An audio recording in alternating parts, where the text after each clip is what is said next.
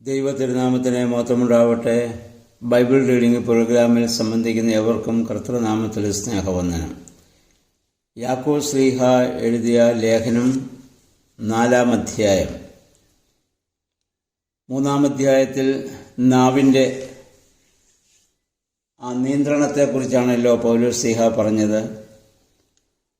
4-ാം അധ്യായം വരുമ്പോൾ ലോകത്തോടുള്ള നമ്മുടെ ആഗ്രഹം, ലോകത്തോടുള്ള വലിയ ബന്ധം എങ്ങനെ നമുക്ക് ദോഷകരമായി ഭവിക്കും എന്നുള്ള ഒരു സൂചനയാണ് ഇവിടെ നൽകുന്നത്.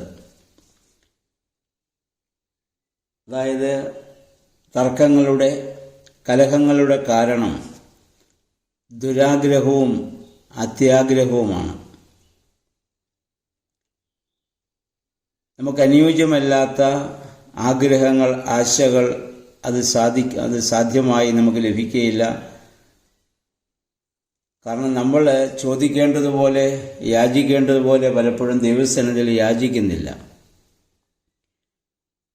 എന്തുകൊണ്ട് പ്രാർത്ഥനകൾക്ക് ഉത്തരം ലഭിക്കുന്നില്ല എന്നതിന് ഒരു സുപ്രധാനമായ കാരണം യാക്കോബ് ശ്ലീഹ ഇവിടെ ചൂണ്ടിക്കാണിക്കുന്നു. അദ്ദേഹം പറയുന്നു, ഭോഗങ്ങളിൽ ചെലവിടാൻ, ദുർമോഹങ്ങളെ പോഷിപ്പിക്കുവാൻ പലതും പ്രാർത്ഥനയിലൂടെ ആവശ്യപ്പെടുന്നു എന്നുള്ളതാണ്. പ്രാർത്ഥനയ്ക്ക് മറുപടി ലഭിക്കാത്തതിന് മറ്റു കാരണങ്ങളുമുണ്ട്. ഒന്ന് നമ്മുടെ പാപം, മറ്റൊന്ന് വിശ്വാസക്കുറവ്, മറ്റൊന്ന് നമ്മുടെ സംശയം. ഇതൊക്കെ പ്രാർത്ഥനയ്ക്ക് മറുപടി ലഭിക്കാൻ നമുക്ക് തടസ്സമാകുന്നതാണ്. പലപ്പോഴും നമ്മൾ ഭൗതികമായ ആവശ്യങ്ങൾക്ക് വേണ്ടി മാത്രമാണ് ദൈവത്തോട് നമ്മൾ പ്രാർത്ഥിക്കുന്നത്.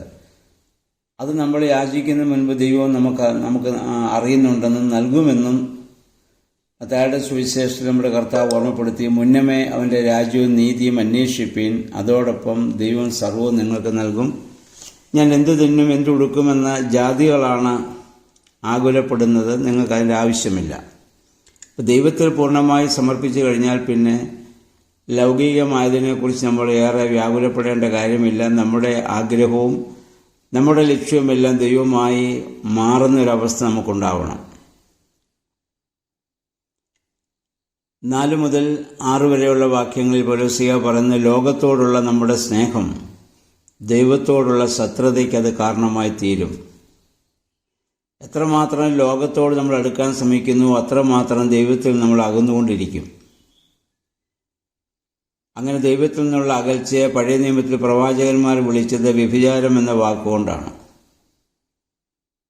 ഇസ്രായേൽ കന്യക പരസംഗം ചെയ്തു. ദൈവത്തിൽ നിന്നകന്ന് ഭൗതികമായതിലേക്കൊക്കെ അവർ കൂടുതൽ ശ്രദ്ധിച്ചപ്പോൾ പ്രവാചകന്മാർ പറഞ്ഞതായ ആ ഒരു പദമാണത്. നമ്മിൽ വസിക്കുന്ന ആത്മാവ് സ്നേഹത്തിനായി ദാഹിക്കുകയാണ്. നമ്മുടെ കർത്താവ് നമ്മിൽ നൽകിയതായ ആത്മാവിനെ അസൂയയോടെ നോക്കുന്നവർ നമ്മളതിനെക്കൊണ്ട് എന്ത് ചെയ്യുന്നുവെന്ന് വളരെ സൂക്ഷ്മതയോടെ ദൈവം നോക്കിക്കൊണ്ട് നിൽക്കുന്നു. അപ്പം അതിനെ വേണ്ട രീതിയിൽ ഉപയോഗപ്പെടുത്തുവാൻ നമുക്ക് സാധിക്കണം. ദൈവത്തിൻ്റെ കൃപ നമുക്ക് നൽകിയിരിക്കുന്നത് ദൈവത്തിന് കീഴ്പ്പെടാനും പിശാചിനോട് എതിർത്ത് നിൽക്കാനും വേണ്ടിയാണ്. അപ്പോൾ മനുഷ്യൻ്റെ 7-ാം വാക്യം നമ്മൾ വായിക്കുന്ന മനുഷ്യൻ്റെ അഹങ്കാരവും നിഗളവുമാണ് ദൈവത്തിന് കീഴ്പ്പെടുവാൻ മനുഷ്യനെ അനുവദിക്കാതിരിക്കുന്നത്. ഒരു കാര്യം നമ്മൾ എപ്പോഴും ഓർക്കുക, ദൈവ നിഗളികളോട് എപ്പോഴും എതിർക്കുക തന്നെ ചെയ്യും. അത് വേദപുസ്തകപരമായും ലോകചരിത്രങ്ങൾ നമ്മൾ പരിശോധിച്ചാലും നിഗളം കൂടുതൽ കാണിക്കുന്ന ആളുകൾ ഏറെ നാളെങ്ങ് നിൽക്കാൻ സാധിക്കുകയില്ല എന്നും അവരുടെ പതനവും നമുക്ക് ധാരാളം ഉദാഹരണങ്ങൾ കാണുവാനായിട്ടുണ്ട്. ദൈവസന്നിധിയിൽ ദൈവം ഏറ്റവും ഇഷ്ടപ്പെടുന്നത് താഴ്മയും വിനയവുമാണ്. 7-ാം വാക്യത്തിൽ പറയുന്നു, പിശാചിനോട് ഉള്ള വീക്ഷണം. നമ്മൾ പലപ്പോഴും പിശാചിനെ പേടിക്കുകയാണ്. എന്നാൽ നമ്മൾ ദൈവികമായ സഹായത്തോടെ അതിനെ നമുക്ക് ധീരമായി നമുക്ക് എതിർക്കാൻ സാധിക്കും. ഏറ്റവും വലിയ ഉദാഹരണമാണല്ലോ കർത്താവിൻ്റെ മരുഭൂമിയിലെ ഉപവാസം. 40 ദിവസം ഉപവസിച്ച് പ്രാർത്ഥിച്ചവനായ കർത്താവിൻ്റെ സന്നിധി പരീക്ഷിക്കാൻ വന്ന പിശാചിനെ കർത്താവ് തോൽപ്പിക്കുന്നതും ആട്ടി ഓടിക്കുന്നതും നമുക്ക് കാണാൻ പറ്റും. ഉദാഹരണമായി പറഞ്ഞാൽ നമുക്കറിയാം, കോഴിക്കുഞ്ഞുങ്ങൾക്ക് പരുന്തിനെ ഭയങ്കര ഭയമാണ്. പക്ഷേ ആ കുഞ്ഞ് വളർന്ന ഒരു കോഴിയായി കഴിയുമ്പോൾ പരുന്തിനെ ആട്ടിപ്പായിക്കുന്നത് നമുക്ക് കാണാൻ പറ്റും. ഇതുപോലെ ക്രിസ്തുവിലുള്ള വളർച്ചയില്ലാത്തവൻ പിശാചിനെ ഭയപ്പെടുന്നു. ക്രിസ്തുവിൽ വളരുന്നവർ അതിനെ ആട്ടി ഓടിക്കുന്നു. അപ്പം ആ വളർച്ചയാണ് നമുക്ക് ആത്മീയമായി ആവശ്യമായിരിക്കുന്നത്. 8 മുതൽ 10 വരെയുള്ള വാക്യങ്ങളിൽ പ്രായോഗിക ക്രിസ്തീയ ജീവിതത്തിന് സഹായകരമായ കാര്യങ്ങളോ ആണ് പറയുന്നത്. ആ ദൈവത്തോട് അടുക്കുവിൻ, അവൻ നിങ്ങളോട് അടുക്കും. ദൈവം എപ്പോഴും ആഗ്രഹിക്കുന്ന അതാണ്, ദൈവത്തോടുള്ള നമ്മുടെ അടുപ്പമാണ്. ഉദാഹരണമായി പറഞ്ഞാൽ നമുക്കറിയാം, സൂര്യൻ ഒരിടത്ത് തന്നെ നിൽക്കുകയാണ്. ഭൂമിയാണ് അതിനെ കറങ്ങുന്നത്. ഭൂമി സൂര്യനിൽ നിന്ന് അകലുമ്പോൾ ഭൂമിയിലേക്ക് അന്ധകാരമാണ് വരുന്നത്. സൂര്യനോടടുക്കുമ്പോൾ ഭൂമി പ്രകാശമുള്ളതായിട്ട് മാറുന്നുണ്ട്. അപ്പം നമ്മുടെ ജീവിതത്തിലും ഇതുപോലെ ആ നീതിയൻ സൂര്യനാകുന്ന ക്രിസ്തുവിനോട് നമ്മൾ അടുത്ത് നിൽക്കുമ്പോഴാണ് നമുക്ക് ആ പ്രകാശമുണ്ടാകുക. അകലുമ്പോൾ നമുക്ക് അന്ധകാരമാണ് ഉണ്ടാവുക. ദൈവം എപ്പോഴും നമുക്ക് സമീപസ്ഥനാകാൻ ആഗ്രഹിക്കുകയാണ്. സമീപസ്ഥനാണ്. നമ്മുടെ ചിന്തകളും പ്രവൃത്തികളുമാണ് ദൈവത്തിൽ നമ്മളെ അകറ്റുന്നത്. ആ ധൂർത്തപുത്രൻ്റെ ഉപമ നമുക്കറിയാമല്ലോ. അപ്പൻ ആ ഭവനത്തിൽ തന്നെയുണ്ട്. അവൻ വളർന്ന, അവനെ സ്നേഹിച്ച, അവന് നൽകിയ ഭവനത്തിൽ തന്നെ അപ്പനുണ്ട്. അവനാണ് അകന്നു പോയത്. എന്നാൽ അവൻ അകന്നു പോയെങ്കിലും അവൻ പോകട്ടെ എന്ന് അപ്പൻ വിചാരിക്കുന്നില്ല. അവന് മടങ്ങിവരുന്നതിന് വേണ്ടി പ്രതീക്ഷയോടെ ദുഃഖത്തോടെ കാത്തിരിക്കുകയാണ്. അവൻ മടങ്ങി വരാൻ ആഗ്രഹിച്ചപ്പോൾ പകുതി വഴി അവൻ യാത്ര ചെയ്തു. പകുതി വഴി അപ്പൻ അങ്ങോട്ട് ഓടിച്ചെന്നവനെ ആലിംഗനം ചെയ്ത് സ്വീകരിക്കുന്നതൊക്കെ നമ്മൾ നേരത്തെ വായിച്ചതാണല്ലോ. പിന്നെ നിങ്ങളുടെ കൈകൾ ശുദ്ധമാക്കുവിൻ. നമ്മുടെ പ്രവർത്തനത്തിൻ്റെ പ്രധാനം നമ്മുടെ കൈകളിലാണ്. അവ ശുദ്ധമായിരുന്നാൽ മാത്രമേ അവയിൽ അക്രമം, അനീതി, വക്രത, വഷളത്തരം, മറ്റുള്ളവരുടെ കണ്ണുനീര് ഇതൊന്നും ഉണ്ടാകാൻ പാടില്ല. അപ്പോൾ മാത്രമാണ് നമ്മുടെ പ്രാർത്ഥനകൾക്ക് യഥാർത്ഥമായി ഉത്തരം നമുക്ക് ലഭിക്കുന്നത്. അതുകൊണ്ടാണ് പൗലോസ്ലീഹ പറഞ്ഞ വിശുദ്ധമായ കൈകൾ ഉയർത്തി പ്രാർത്ഥിക്കുവിൻ. നമുക്കറിയാം, മോശയുടെ വിശുദ്ധമായ കൈകൾ ഉയർന്നു നിന്നപ്പോൾ ഇസ്രായേലിന് വിജയവും അമാലേക്യർക്ക് പരാജയവുമുണ്ടായി. എന്നാൽ ഇസ്രായേൽ അപവാദമുണ്ടാക്കിയ ദാവീദിന്റെ പ്രാർത്ഥനയും ഉപവാസവും ഒക്കെ ദൈവം തള്ളിക്കളഞ്ഞതും നമ്മൾ അവരുടെ ആ ചരിത്രം പഠിക്കുമ്പോൾ നമുക്ക് മനസ്സിലാവുകയുള്ളൂ. ഇരുമനസ്സുള്ളവരുണ്ട്. അങ്ങനെയുള്ളവരെ ദൈവത്തിന് തീരെ ഇഷ്ടമല്ല. ദൈവത്തെയും പിശാചിനെയും മാറി മാറി പ്രീതിപ്പെടുത്താൻ ശ്രമിക്കുന്നവർ. നമ്മൾ പലപ്പോഴും ഈ ഇരുമനസ്സുള്ളവരാണ്. എന്ന് പറഞ്ഞാൽ വിശ്വാസത്തിൻ്റെ സ്ഥിരതയില്ലാത്തവർ. നമ്മൾ പറയാറുണ്ടല്ലോ, ഒരു നാട്ടിൽ പറയാറുള്ള ഒരു വാക്കുണ്ട്, അകത്ത് കത്തിയും പുറത്ത് ഭക്തിയും. അങ്ങനെ നമ്മൾ ജീവിക്കാൻ പാടില്ല. ഹൃദയശുദ്ധിയാണ് ദൈവം എപ്പോഴും ആഗ്രഹിക്കുന്നതും ആവശ്യപ്പെടുന്നതും. തൻ്റെ മഹത്തായ ഗിരിപ്രഭാഷണം യേശു പറഞ്ഞല്ലോ, ഹൃദയവിശുദ്ധിയുള്ളവർ ഭാഗ്യവാന്മാർ, അവർ ദൈവത്തെ കാണുമെന്നാണ് പറഞ്ഞത്. അപ്പോൾ സത്യത്തിലും നീതിയിലും ഉറച്ചു നിൽക്കുന്നവരായി, ഹൃദയവിശുദ്ധിയുള്ളവരായി ദൈവത്തിന് നിൽക്കുവാൻ നമുക്ക് സാധിക്കണം.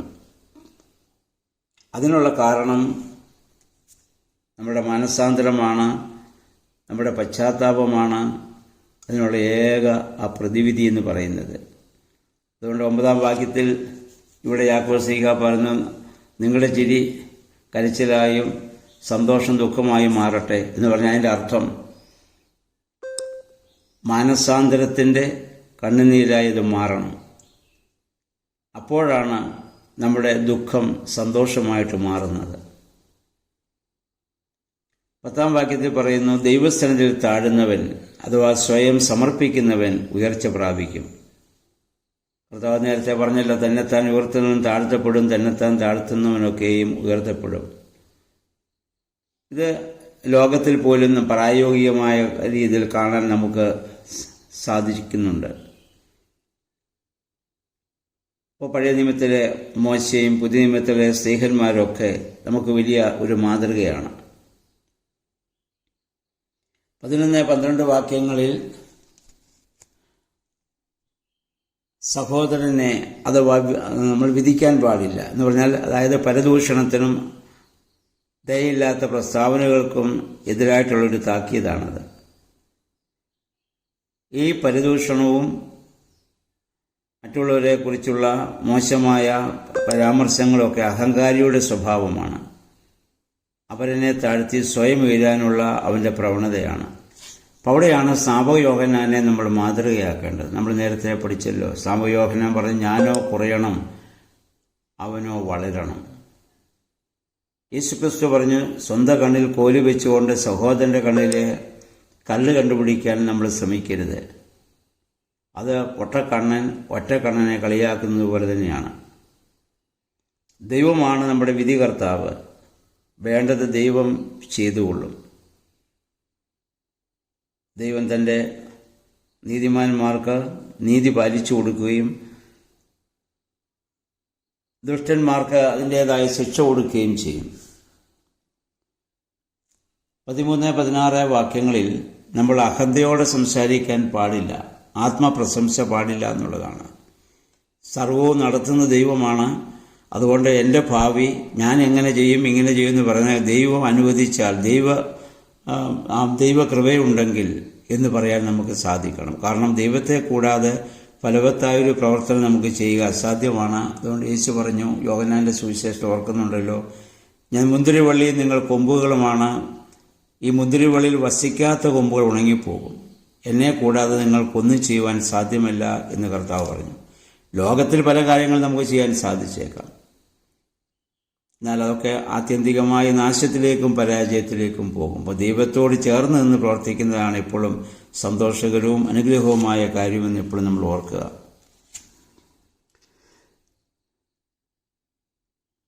അപ്പോൾ അതുകൊണ്ട് ഇനി അതിൽ ആ 16 വാക്യം നിഗളുകൾക്കുള്ളതായ വലിയ ഒരു മുന്നറിയിപ്പാണ്.